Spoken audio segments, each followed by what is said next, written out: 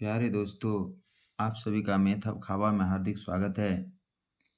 आज हम class 10th का मैथमेटिक्स का 50 ऑब्जेक्टिव क्वेश्चन लिए हैं, जो वन लाइनर है, यानी कि इसमें ऑप्शन दिया हुआ नहीं है। तो चलिए शुरू करते हैं।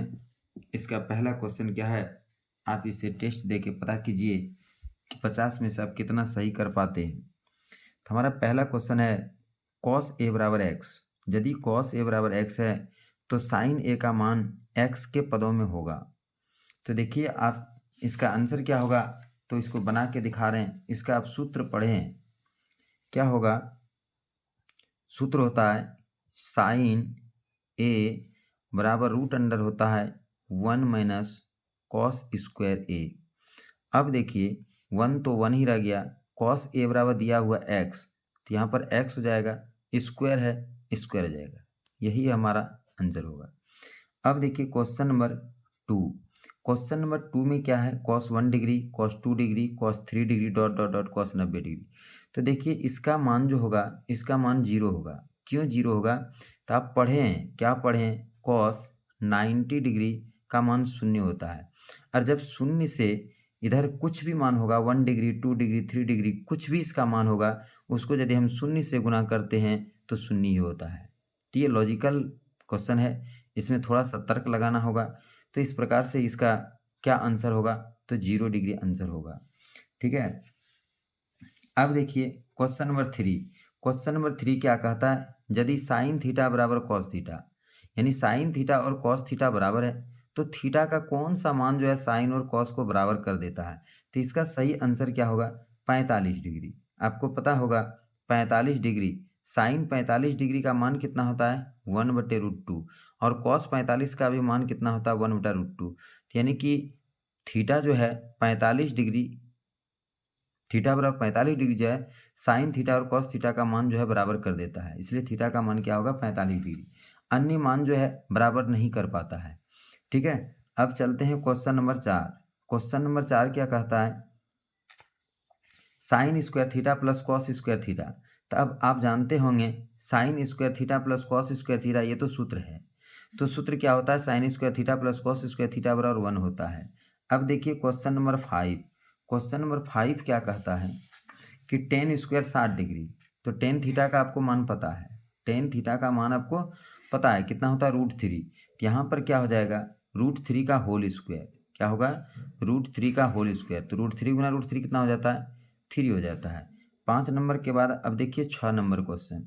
6 नंबर क्या कहता है, यदि टेन ए बराबर 3/4 तो कॉस ए का मान ज्ञात कीजिए। तो देखिए आप पढ़े हैं, क्या पढ़े, इधर बना के दिखा रहे हैं। टेन ए बराबर 3/4, टेन थीटा बराबर क्या होता है, P/B होता है। ठीक है। तो P/B, तो H निकालना है। क्या निकालना है, H निकालना है। तो देखिए ट्रिपलेट को याद रखिए। ठीक है, 3, 4, 5, ये जो है समकोण त्रिभुज का ये त्रिक है। ठीक है, पाइथागोरीय त्रिक इसको बोलते हैं।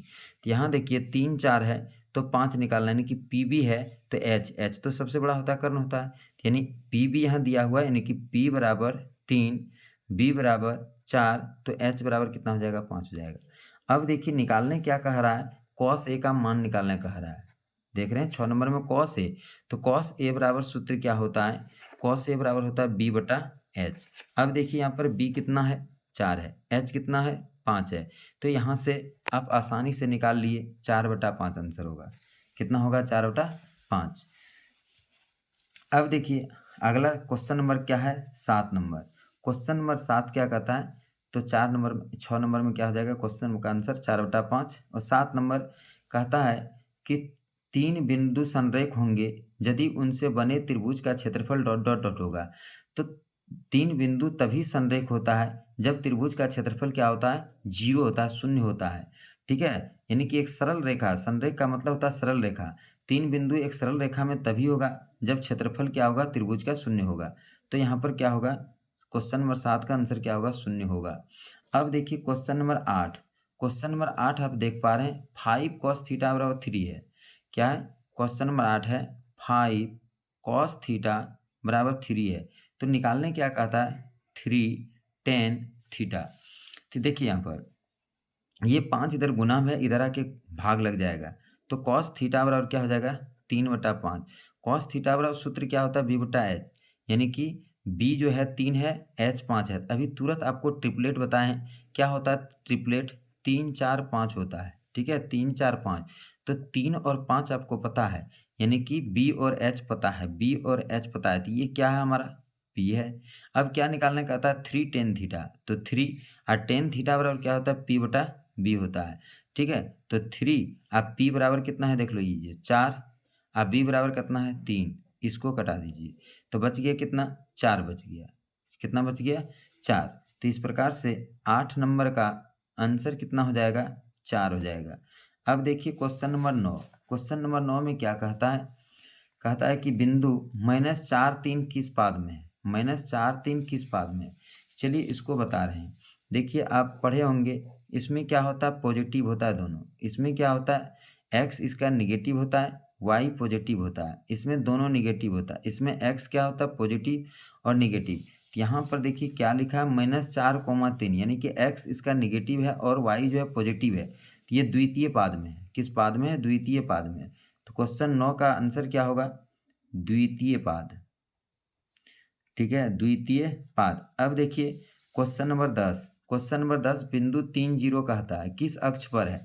तो देखिए यदि आप यहाँ से फिर देखिएगा, इसी में 1 हो जाएगा, 2 हो जाएगा, 3, तो इस जगह पर हो जाएगा 3 0। यहाँ पर याद रखने वाली बात है कि यहाँ पर x जो है और y 0 है, तो जो है उसी अक्ष पर होता है, यानी कि x यहाँ पर है, y तो है नहीं, y का मान 0 है। तो जिसका मान 0 है उसको नहीं लिखना है, जो 0 नहीं है उसी को लिखना है, यानी x अक्ष इसका जो है जिंदा है, तो जिंदा है और y अक्ष इसको मुर्दा मानते हैं, ठीक है। यानी 0 है तो उसको मरा हुआ मानिए कि इसमें कोई इसका पावर नहीं है, तो यानी कि x अक्ष पर होगा, ठीक है। एक दूसरी बात है कि x अक्ष का y निर्देशांक 0 होता है, इसको भी आप याद रख सकते हैं। x अक्ष का y निर्देशांक 0 होता है, तो इसका देखिए y 0 है, तो यानी कि x अक्ष पर है, तो इसका आंसर क्या होगा x अक्ष होगा। अब देखिए क्वेश्चन नंबर 11। क्वेश्चन नंबर 11 कहता है प्रथम 5 विषम संख्या का माध्य, प्रथम 5 विषम संख्या का माध्य। तो इसको तो निकाल के दिखाना होगा। प्रथम 5 विषम संख्या, तो विषम संख्या कौन कौन होता है 1 जोड़ 3 जोड़ 5 जोड़ 7 जोड़ 9। देखिए इसका कहता है माध्य निकालने, तो इसका साधारण सा तरीका है, क्या है एक तो या तो इसको जोड़ के 5 से भाग दे दीजिए, ठीक है। तो ऐसे जोड़ के ही बता रहे हैं 9 7 16 16 16 5 21 3 24 1 कितना होता है 25/5 और आंसर कितना हो गया 5। या तो देखिए इसका दूसरा क्या तरीका है माध्य निकालने का, इसको और इसको जोड़ दीजिए 9 और 1 10, यानी कि इसमें जोड़ने का भी जरूरत नहीं है। 9 1 10, 10 में 2 से भाग दे दीजिए 5, ठीक है। तो इस तरह से भी माध्य निकलता है फर्स्ट और लास्ट, फर्स्ट जोड़ लास्ट। लेकिन यहाँ पर देखिए, यहाँ पर जो है गैपिंग जो है, यानी कि इसका पदांतर जो है जिसको CD कहते हैं, CD समान होना चाहिए, यानी कि डिफरेंस जो है समान होना चाहिए। 1 3 5 7 सबका CD समान है, तो फर्स्ट और लास्ट को जोड़ दीजिए, फर्स्ट जोड़ लास्ट और 2 से भाग दे दीजिए 5 हो जाएगा। तो इस तरह से दोनों तरह से आप निकाल सकते हैं, सीधे सीधे जोड़ के और 5 से भाग दे के निकाल सकते हैं, या तो फर्स्ट लास्ट को जोड़ के 2 से भाग दीजिएगा तो आ जाएगा। तो इसका आंसर कितना हो जाएगा 11 का आंसर कितना होगा 5। अब चलिए देखते हैं 12 नंबर क्वेश्चन। प्रथम 5 पूर्ण संख्या का माध्य कहता है। तो देखिए पूर्ण संख्या 0 से स्टार्ट होता है, 0 1 2 3 4। अब चाहे तो इसको आप जोड़ दीजिए सबको, ठीक है, इसको जोड़ देते हैं, इसी में जोड़ का निशान लगा देते हैं। अब 5 से भाग दे दीजिए, 4 3 7 2 9 1 10, 10 में 5 से भाग दिया 2 हो गया, ठीक है। या तो अभी दूसरा तरीका जो बताए, फर्स्ट और लास्ट को जोड़ दीजिए, 4 जोड़ 0, 4 जोड़ 0 कितना हो जाएगा 4 जोड़ 0 4 है, और 2 से भाग दे दीजिए फिर 2 ही हो जाएगा आंसर। तो इस प्रकार से इसका माध्य कितना हो जाएगा, प्रथम 5 पूर्ण संख्या का माध्य कितना हो जाएगा 2 हो जाएगा। क्वेश्चन नंबर देखते हैं 13। 13 में क्या कहता है दिए गए आंकड़े का माध्य ज्ञात करें, दिए गए आंकड़े का माध्य ज्ञात करें। तो देखिए क्या क्या 105 105 तीनों को जोड़ दीजिए, 6 6 में 3 से भाग दे दीजिए, तो इसका आंसर क्या होगा 0 0 1 जोड़ 0 जोड़ 5, तो 6 हुआ, 6 में 3 से भाग देंगे, 3 को संख्या 3 से भाग देंगे, तो इसका भी आंसर कितना हो गया 2। 13 नंबर का भी आंसर कितना हो गया 2। अब देखते हैं 14 नंबर। प्रथम 5 प्राकृत संख्या का माध्य पूछा जा रहा है। 14 नंबर प्रथम 5 प्राकृत संख्या पूछा जा रहा है। प्राकृत संख्या, प्राकृत 5 1 2 3 4 5, ठीक है। तो इसमें क्या करना, 5 और 1 को जोड़ देना, फर्स्ट और लास्ट को जोड़ के 2 से भाग दे देना, यानी 1 जोड़ 5/2 यानी 6/2 बराबर 3। तो इसका आंसर क्या हो जाएगा, 3 हो जाएगा। ठीक है, या तो ऐसे जोड़ के आप लिखिए 5 4 9 9 9 3 12 2 चौक 1 15 होता है, यानी कि जोड़ने के बाद कितना होता है 15, 15 में कितना से भाग देना 5 5, तो कितना हो जाएगा आंसर 3। तब देखिए इतना जोड़ने में समय लगेगा, तो इससे अच्छा कि 5 जोड़े 5 जोड़े 6, 6 में 2 से भाग दीजिए 3। तो ये बिल्कुल आसान है माध्य निकालने का। ठीक है, अब चलते हैं क्वेश्चन नंबर 15। देखिए 15 में क्या कहता है, परिसर ज्ञात करने। परिसर बराबर क्या होता है, उच्च मान घटा निम्न मान। परिसर का सूत्र क्या होता है, उच्च मान घटा निम्न मान। तो इसमें देखिए सबसे बड़ा कौन है, तो उच्च मान कितना है 40 है, और सबसे छोटा कौन है 9 है। तो 40 में 9 घटा देंगे 31 होगा। ठीक है, चलिए देखते हैं 15 नंबर। 15 नंबर में परिसर निकालने कह रहा था। ठीक है, तो परिसर बराबर सूत्र क्या होता है, परिसर बराबर होता है, परिसर बराबर उच्च मान उच्चतम मान। ये सूत्र जो है भी परीक्षा में पूछा जाता है। न्यूनतम मान, उच्चतम मान घटा न्यूनतम मान। उच्चतम मान 40 है और न्यूनतम मान 9 है, तो घटा के कितना बचा 31। तो ये हमारा क्या हो गया आंसर। ठीक है, अब चलते हैं क्वेश्चन नंबर 16। 16 में कहता है वर्गंतराल 40 50 का वर्ग चिन्ह क्या होगा। देखिए 16 में क्या कहता है, 40 50 का वर्ग चिन्ह पूछा जा रहा है। वर्ग चिन्ह बराबर सूत्र होता है, क्या सूत्र होता है, ऊपरी सीमा, क्या होता है ऊपरी सीमा जोड़ निचली सीमा और बटा क्या होता है 2। तो देखिए इसका ऊपरी सीमा कितना है 50, निचली सीमा कितना है 40, बटा कितना हो जाएगा 2। 50 40 कितना होता है 90, 90/2 बराबर कितना होता है 45। आपको इतना बड़ा काम नहीं करना है एग्जाम में। आप यहाँ सिर्फ देखिए 50 40 90, 90 में 2 से भाग दिया 45, डायरेक्ट आपको आंसर 45 ऑप्शन में देख लेना है कि 50 40 को जोड़ देना, दोनों को जोड़ के 2 से भाग दे देना। हम सिर्फ समझाने के लिए इतना लिख के बना रहे हैं। क्वेश्चन नंबर 17, वर्गंतराल 10 20 का वर्गमाप निकालने कहता है, लेकिन यहाँ पर दिया हुआ वर्गंतराल जो अपवर्जी विधि में है। वर्गंतराल जो है 2 विधियों में लिखा जाता है, एक अपवर्जी विधि होता है, एक समावेशिक विधि होता है। देखिए यहाँ दोनों लिखा हुआ है। तो वर्गमाप बराबर क्या होता है, उच्च सीमा घटा निम्न सीमा। देखिए वर्ग अमाप बराबर क्या होता है, उच्च सीमा माइनस क्या होता है, निम्न सीमा। ठीक है, तो उच्च सीमा इसका कितना है 20, निम्न सीमा कितना है 10, तो 20 में 10 घटा दिया 10, तो इसका आंसर 10 हो जाएगा। लेकिन दूसरा जो है समावेशिक विधि में है वर्ग अमाप, तो उसका वर्गमाप बराबर क्या होता है, समावेशिक विधि का वर्गमाप बराबर क्या होता है, उच्च सीमा माइनस निम्न सीमा और प्लस क्या होता है 1 होता है। तो देखिए यहाँ पर 18 नंबर क्वेश्चन को देखिए, वर्गंतराल समावेशिक विधि में 1 19 का वर्गमाप निकालने का था। उच्च सीमा 19 है, 19 में 1 घटा दीजिए, 19 में 1 घटा दीजिए और फिर 1 जोड़ दीजिए, तो 19 में 1 घटा 18, 18 में 1 जोड़ दिया तो 19 हो गया। इस तरह से 18 नंबर का आंसर क्या होगा, 18 नंबर का आंसर 19 होगा। अब देखिए 19 नंबर में पूछा जा रहा है बहुलक 3 5 4 3 2 1 3, यानी बहुलक किसको कहते हैं, जो आंकड़ों में जो संख्या आंकड़ों में ज़्यादा बार आता है। तो यहाँ पर देखिए 3 कितना बार आया है 3 बार, 3 कितना बार आया है 3 बार, तो इसलिए 19 नंबर का आंसर कितना हो जाएगा 3। 19 नंबर का आंसर कितना होगा 3 होगा। अब चलिए देखते हैं क्वेश्चन नंबर 20। क्वेश्चन नंबर 20 में वर्गंतराल 0 10 की ऊपरी सीमा, तो ऊपरी सीमा तो अभी तुरंत बता चुके हैं, ये होता है 10, जो बड़ा होता है वही ऊपरी सीमा होता है 0 10, इसका ऊपरी सीमा कितना हो जाएगा 10। 21 नंबर है, माध्य ज्ञात करने की कितनी विधियां हैं। तो आप लोग जानते हैं माध्य ज्ञात करने की 3 विधियां हैं। कितनी विधियां हैं, 3 विधियां हैं। तो इसका आंसर क्या हो जाएगा 21 नंबर का 3 हो जाएगा।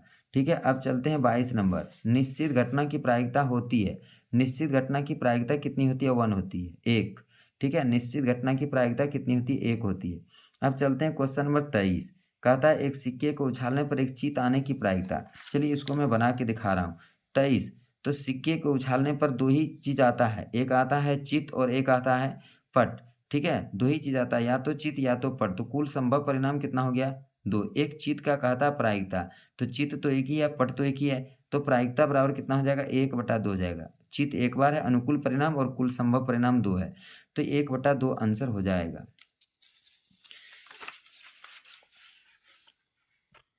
अब देखिए क्वेश्चन नंबर 24 है। कहता है एक पासे को उछालने पर 7 आने की प्रायिकता। देखिए इसमें भी लॉजिकल सवाल है, यानी कि समझना है कि एक पासे को उछालने पर 6 ही परिणाम आता है, 1 2 3 4 5 6 आता है। लेकिन ये क्या कहता है कि एक पासे को उछालने पर 7 आने की प्रायिकता है। आप हज़ारों करोड़ों अनंत बार ज़िंदगी भर आप उछालते रहेंगे पासे को, तो 7 ज़िंदगी भर आने वाला नहीं है, ठीक है? तो यानी कि ये असंभव घटना है। ये कैसा घटना? असंभव घटना। और असंभव घटना का प्रायिकता क्या होता है? 0 होता है। असंभव घटना का प्रायिकता क्या होता है? 0 होता है। तो इसका आंसर क्या होगा? 0 होगा। अब चलते हैं 25 नंबर। किसी एपी के 3 क्रमागत पद दिया हुआ है, तो x का मान निकालने कहता है। तो देखिए इसमें x का मान हम कैसे निकालते हैं? तो CD निकालेंगे हम, ठीक है? क्रमागत पद हमारा क्या दिया हुआ है? 5x + 3 है और एक 8x है और ये क्या है? एक क्या है? 9x + 3 है। तो देखिए ये T1 है, ये क्या है? T2 है और ये क्या है? T3 है। तब क्या करेंगे? T2 घटा T1 बराबर T3 घटा T2, ठीक है? तब देखिए यहाँ पर 8x - 5x + 3 बराबर क्या हो जाएगा? 9x + 3 - 8x। तो यहाँ पर अब घटाइए 8x - 5x - 3 और 9x में 8x घट गया, 1x बचा, x + 3 और यहाँ पर 8x में 5x घट जाएगा, 3x - 3 बराबर x + 3 हो गया। अब देखिए इस x को इधर ले आइए, तो क्या हो जाएगा? 3x - x और ये 3 को इधर ले जाइए, 3 + 3 तो 3x में एगो x घट गया, तो क्या एगो x बचा? 2x और 3 2 3 3 6 तो x बराबर कितना हो जाएगा? 3 हो जाएगा। तो ये हमारा आंसर हो जाएगा। ये कितना नंबर क्वेश्चन था? 25 नंबर। कितना नंबर था? 25 नंबर, ठीक है? अब चलते हैं 26 नंबर। क्या कहता है? 4 10 16 22 का सार्वंतर ज्ञात करें, ठीक है? 26 नंबर। 26 नंबर में क्या है? 4 10 16 22, ठीक है? CD कहता है ज्ञात करने, तो CD बराबर आप पढ़ें T2 घटा T1। परीक्षा में आपको इतना नहीं करना है।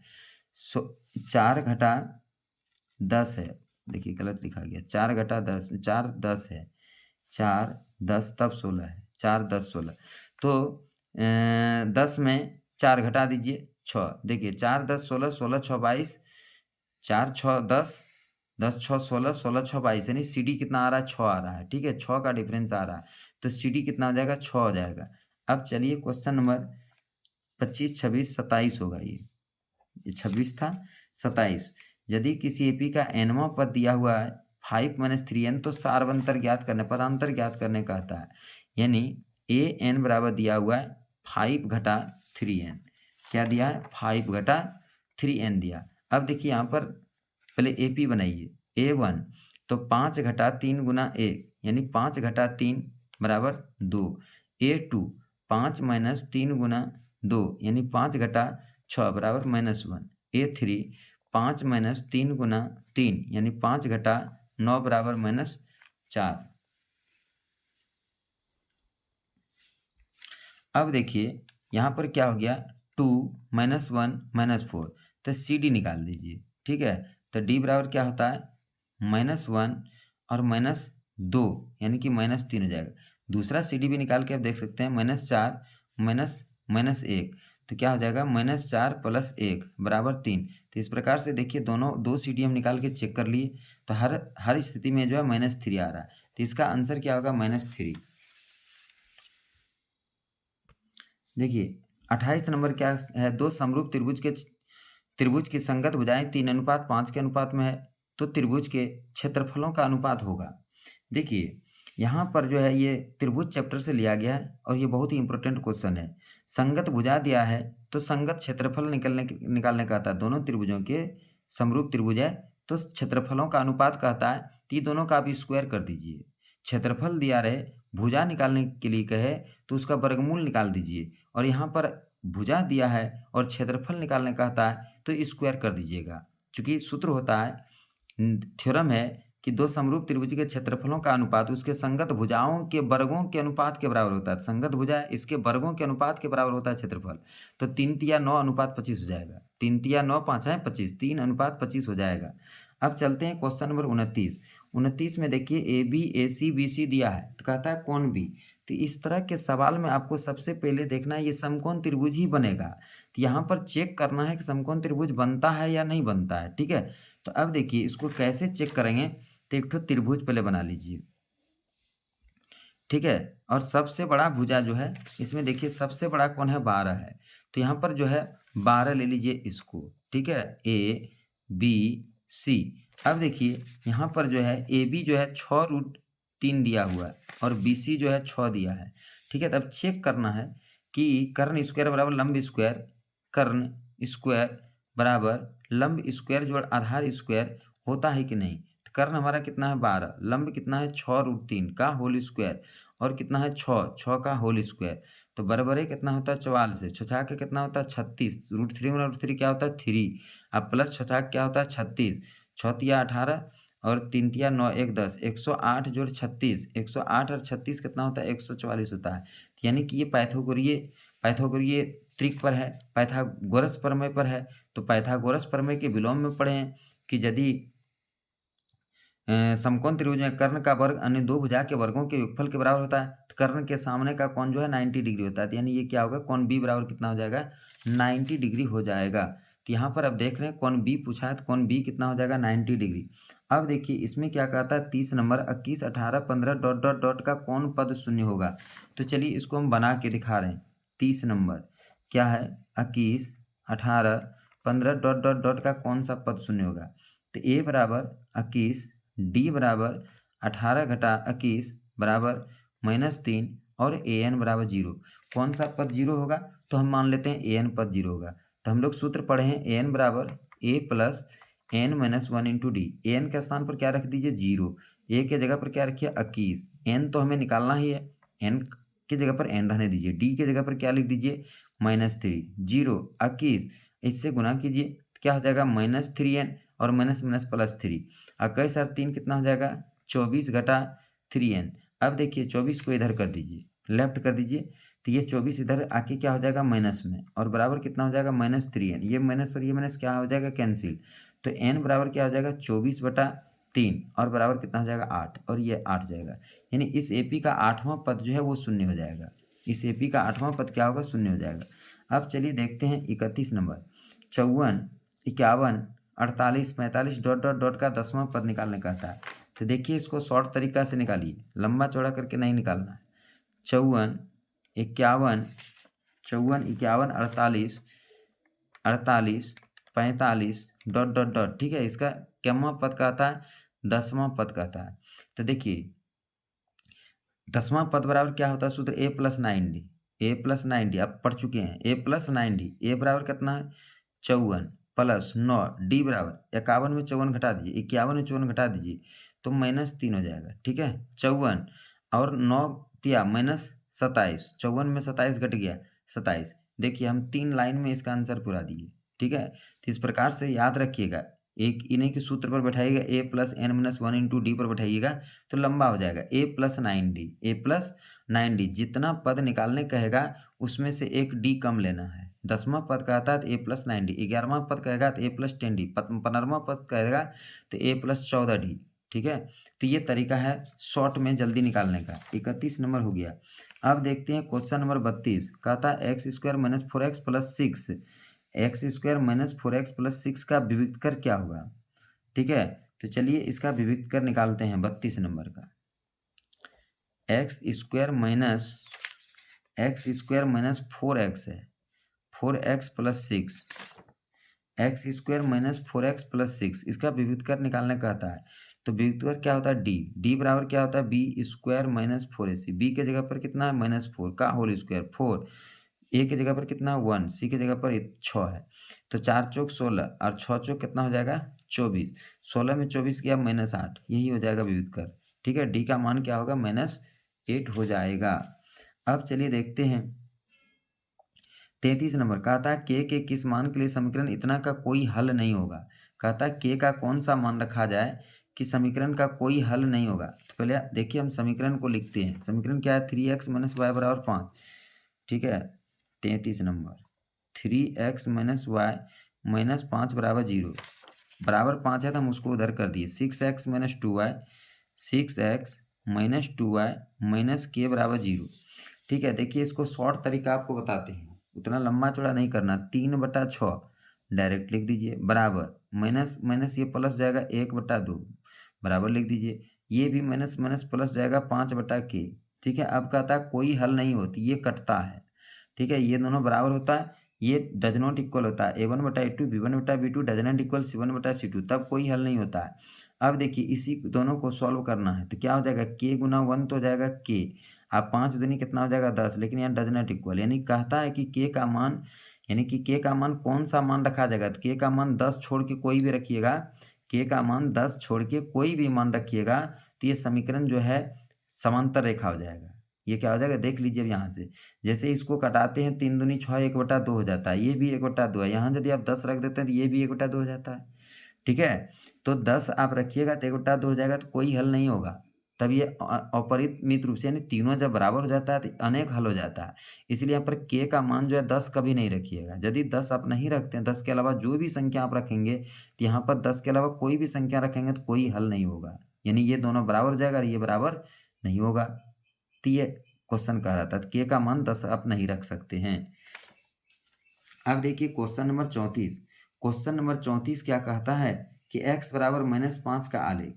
देखिए जब x बराबर -5 है तो ये आलेख जो होगा y अक्ष के समांतर होगा। जब x बराबर दिया रहे तो y अक्ष के समांतर होता है, यदि y बराबर रहे तो x अक्ष के समांतर होता है। तो x बराबर -5 जो है ये इसका आलेख कैसा होगा, तो y अक्ष के समांतर हो जाएगा। अब देखिए क्वेश्चन नंबर 35 कहता है मूल बिंदु का निर्देशांक होता है। ये बहुत ही इंपॉर्टेंट क्वेश्चन है, बहुत बार पूछ चुका है। मूल बिंदु का निर्देशांक 0 0 होता है। आपको किताब में ऑप्शन में केवल 0 भी रहता है, लेकिन आप केवल 0 नहीं डालेंगे। एक 0 का मतलब तो एक ही निर्देशांक हुआ x, y नहीं हुआ। इसलिए जब भी निर्देशांक होगा तो x और y दोनों होगा, तो इसलिए 0 0 होगा। अब चलते हैं क्वेश्चन नंबर 36। भाज्य बराबर क्या होता है, भाजक गुना भागफल और जोड़ होता है शेषफल। यूक्लिड एक विभाजन एल्गोरिथम में आप पढ़ चुके हैं। भाज्य बराबर भाजक गुना भागफल जोड़ शेषफल, तो यहाँ पर क्या भराएगा शेषफल, उसी को यहाँ पर फिर लिख दिया है इस तरह से a बराबर b, यानी भाज्य बराबर b बराबर भाजक, b का मतलब होता है भाजक। यहाँ पर भागफल, भागफल को कैसे लिखते हैं q से, भागफल को कैसे लिखते हैं q से, तो यहाँ क्या होगा a बराबर b q जोड़ r। फिर है यहाँ पर बहुपद 38 नंबर, बहुपद है 4x² - 4x + 1 के मूलों का गुणनफल। तब आप जानते हैं मूलों का गुणनफल बराबर होता है c/a। मूलों का गुणनफल बराबर क्या होता है c/a। चलिए इसको मैं बना के दिखा रहा हूँ, ठीक है। समीकरण क्या है 4x² - 4x + 1, ठीक है। मूलों का गुणनफल यानी अल्फा इंटू बीटा बराबर होता है c/a। देखिए c यहाँ पर क्या है 1, a कितना है 4, तो ये हमारा आंसर हो जाएगा, ठीक है। 1/4 आंसर हो जाएगा। कितना नंबर क्वेश्चन है, ये क्वेश्चन 38 है, 38। अब देखिए 39 नंबर, 38 39 नंबर समीकरण क्या कहता है, 39 नंबर समीकरण कहता है x² + 7x + 10, x² + 7x + 10 मूलों का योगफल निकालने कहता है। देखिए मूलों का योगफल, मूलों का योगफल यानी अल्फा प्लस बीटा कहता है निकालने। अल्फा प्लस बीटा बराबर क्या होता है -b/a। अब यहाँ पर देखिए -b, यहाँ की b के जगह पर 7 है, इसके पीछे माइनस लगा दीजिए, और a के जगह पर 1 है, यानी इसका क्वेश्चन का आंसर क्या होगा -7 हो जाएगा। 39 नंबर हो गया। अब देखिए 40 नंबर, 40 नंबर है त्रिघात बहुपद का व्यापक रूप होता है। त्रिघात बहुपद का व्यापक रूप क्या होता है, तो ax³ + bx² + cx + d होता है। देखिए इसको लिख के दिखा रहा हूँ, ठीक है। क्या होता है ax³ + bx² + cx + d होता है। ये होता है त्रिघात बहुपद का व्यापक रूप, x³ + bx² + cx + d, यानी इसका सबसे बड़ा घात क्या है 3 है, तो ये त्रिघात बहुपद है, ठीक है। व्यापक रूप तो सबको लिखना पड़ेगा, तो ये क्वेश्चन का आंसर होगा। अब चलिए क्वेश्चन नंबर देखते हैं, ये 41 क्या है 1.12 122 122। देखिए इस तरह से जब बढ़ता जाए, देख रहे हैं रेकरिंग इस पर किसी में नहीं लग सकता, यानी आवर्त इसमें से जो है किसी पर नहीं आप लगा सकते हैं। क्यों, एक निश्चित संख्या की पुनरावृत्ति नहीं हो रही है, एक अनिश्चित संख्या की पुनरावृत्ति हो रही है। एक के बाद एक 2 है, एक के बाद यहाँ 2 2 है, एक के बाद यहाँ ट्रिपल 2 है, एक के बाद यहाँ 4 2 है। तो ये जो है अपरिमेय संख्या का दशमलव प्रसार है। किसका है, अपरिमेय संख्या, तो इसीलिए यहाँ पर क्या लिखा है अपरिमेय संख्या है। अब देखिए दो लगातार सम संख्या का मोसो होता है, दो लगातार सम संख्या का मोसो हमेशा 2 होता है। अब आप 42 नंबर क्वेश्चन में किसी को मिला के देख लीजिए, दो लगातार सम संख्या जैसे 4 6 है, 4 6 का मोसो निकालिएगा, 4 6 का मोसो कितना होगा 2 होगा, करके देख लेते हैं। तो 4 का गुणनखंड क्या होता है 2 गुना 2 होता है, 6 का गुणनखंड कितना होता है 2 गुना 3 होता है। देखिए दोनों में जो मिल रहा है वही मोसो होता है, तो मौसो 2 हो गया। अब देख लीजिए 8 10 का, 8 का क्या होता है 2 दूनी 4 दूनी 8 होता है। 10 का कितना होता है 2 गुना 5 होता है। देखिए फिर क्या मिल रहा है, तो हमेशा आप याद रखिएगा दो सम संख्या का मौसो हमेशा 2 होता है, दो सम संख्या का मौसो हमेशा 2 होता है। अब जो है दो अभाज्य संख्या का मौसो होता है 43 नंबर, दो अभाज्य संख्या 43 हमेशा देखिए 3 5 दो अभाज्य संख्या है, ये इसका हमेशा मौसो 1 होगा। ठीक है, इसमें कोई चीज़ उभयनिष्ठ नहीं है। 3 का आप गुणनखंड कीजिएगा 1 गुना 3, 5 का कीजिएगा तो 1 गुना 5, तो क्या उभयनिष्ठ है 1 है। इसलिए हमेशा दो अभाज्य संख्या, कोई भी दो अभाज्य संख्या है उसका मौसो निकालिएगा। चूंकि अभाज्य संख्या में तो 1 से भाग लगता है और स्वयं से ही भाग लगता है, तो इसलिए उसका उभयनिष्ठ गुणनखंड 1 रहेगा। तो इसलिए जो है उसका मौसो हमेशा जो है 1 होगा। इसको बनाने की जरूरत नहीं है, याद रखने की जरूरत है। चलिए देखते हैं क्वेश्चन नंबर 44। क्वेश्चन नंबर 44 क्या कहता है, क्या सभी प्राकृत संख्या एक परिमेय संख्या है? हाँ, सभी प्राकृत संख्या परिमेय संख्या। क्यों?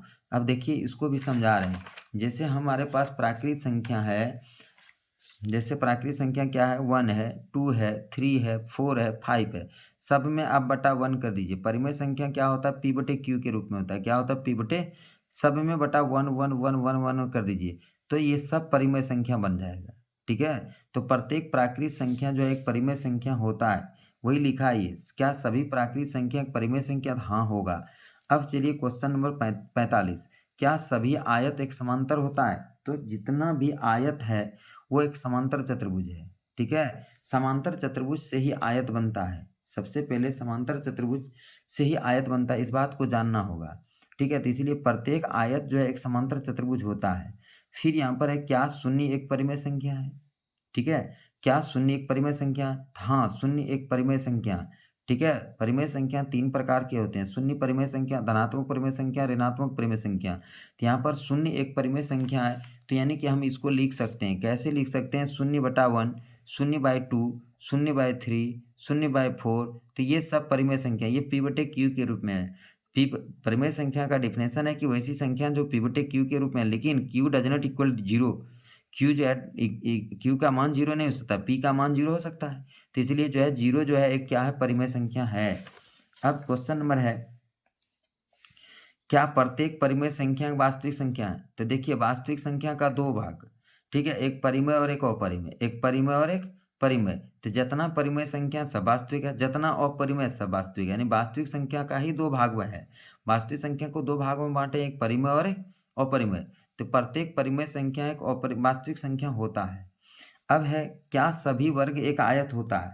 हाँ, जितने भी वर्ग हैं वो एक आयत होते हैं। ठीक है, प्रत्येक वर्ग एक आयत होता है, क्योंकि वर्ग और प्रत्येक वर्ग जो है उसमें आयत का गुण होता है। आयत में क्या गुण होता है? तो आयत का आमने सामने भुजा बराबर होता है, तो वर्ग का भी तो आमने सामने भुजा बराबर होता है। आयत का गुण होता है प्रत्येक कोण 90 डिग्री होता है, तो आयत में भी तो प्रत्येक कोण 90 डिग्री होता है। ठीक है, तो इसलिए प्रत्येक आयत एक वर्ग होता है, लेकिन प्रत्येक वर्ग एक आयत होता है, लेकिन प्रत्येक आयत एक वर्ग नहीं होता है। प्रत्येक आयत इसलिए वर्ग नहीं होता है कि प्रत्येक आयत का सब भुजा बराबर नहीं होता है। लेकिन यदि आयत का सब भुजा बराबर हो जाता है, आयत का प्रत्येक कोण 90 डिग्री तो रहता है, लेकिन सब भुजा यदि बराबर हो जाता है तो वो वर्ग बन जाता है। ठीक है, अब है, क्या क्या सभी समांतर चतुर्भुज आयत होते हैं? यहाँ पर एक होगा। समांतर चतुर्भुज, क्या सभी समांतर चतुर्भुज एक आयत होते हैं? तो सभी समांतर चतुर्भुज आयत नहीं होते। अभी हम पहले बता चुके हैं कि सभी आयत समांतर चतुर्भुज होते हैं, लेकिन सभी समांतर चतुर्भुज आयत नहीं होते हैं। ठीक है, तो यहाँ पर नहीं होगा। अब क्वेश्चन नंबर 50 है, क्या प्रत्येक पूर्णांक एक परिमेय संख्या है? हाँ, सभी पूर्णांक जो है एक परिमेय संख्या है। कैसे है, तब वो भी मैं दिखा रहा हूँ। देखिए पूर्णांक किसको कहते हैं? पूर्णांक जो है क्या होता है, 0 1 2 3 4 5, और इधर चलिएगा -1 -2 -3, और सब में बटा 1 कर दीजिए, जैसे प्राकृत संख्या में अभी किए थे। तो सब में यदि आप बटा 1 करते हैं, 0/1 परिमेय संख्या, 1/1 परिमेय संख्या, 2/1 परिमेय संख्या, 3/1, इधर -1/1 ऋणात्मक परिमेय संख्या, -2/1 ऋणात्मक परिमेय संख्या, -3/1 ऋणात्मक परिमेय संख्या, -4/1 ऋणात्मक संख्या। तो परिमेय संख्या, जितने भी परिमेय संख्या यानी प्रत्येक परिमेय संख्या जो एक प्रत्येक पूर्णांक जो है, पूर्णांक संख्या यानी ये कि पूर्णांक संख्या जो है, प्रत्येक पूर्णांक संख्या एक परिमेय संख्या होता है। तो इस तरह से हमारा 50 क्वेश्चन जो है यहाँ पर समाप्त होता है। अब मैं इसका आंसर एक बार दिखा देता हूँ, आप लोग आंसर देख लीजिएगा कि इसका आंसर से मिलान कर लीजिएगा। तो ये है हमारा आंसर। अब एक नंबर से आप आंसर को देखते जाइए, और हमने बना के भी दिखाया है और कुछ क्वेश्चन को बोले भी हैं। अब वहाँ से आप अच्छी तरह से देखकर इसका मिलान कर सकते हैं। और प्रत्येक दिन आप हमारे चैनल पे जुड़े रहिए। हम प्रत्येक दिन जो है एक ना एक टेस्ट सीरीज लेके निश्चित आएंगे, जो कि बिहार बोर्ड एग्जाम 2024 के लिए बहुत ही महत्वपूर्ण होगा।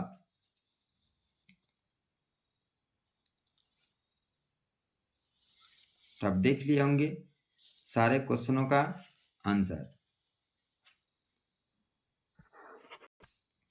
तो बस आज इतना ही, फिर मिलते हैं अगले दिन अगले टेस्ट सीरीज के साथ। जय हिंद, जय भारत।